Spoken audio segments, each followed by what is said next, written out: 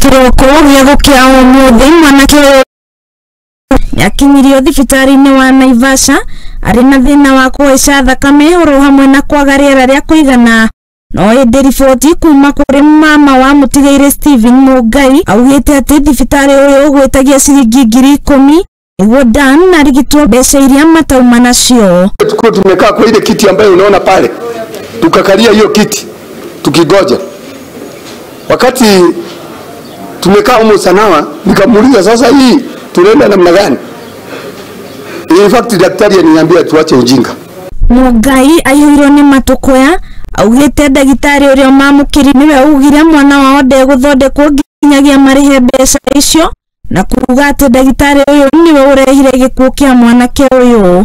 Imekuwa negligence ya daktari, yani direct kabisa. Na hiko kitu nilikuwa nisema mtu kabisa hata kama ni private atahudumiwa, anafaa kuhudumiwa, baadaye adaiwe pesa. Sisi tutakatana pesa. Oho nĩongereire atĩ Dan egũtũmagĩra macini ya rĩera kũrĩa ndagĩtarĩ ũcio okire amĩruta na he mũrwaru ũngĩ kũrĩa ithe wa mũtigairĩ augĩte atĩ matigũkira nginyagia gĩtũmi kĩa ndagĩtarĩ ũyũ kũruta baibũ ya oxygen auge gĩtũmi. Wakatoa mashini haraka wakapeleka kwa mgonjwa mwingine pale. Nikawauliza, mbona mnatoa yeye kwa mashini mpeleke kwa mgonjwa mwingine na mashini ni nyingi kwa hospitali?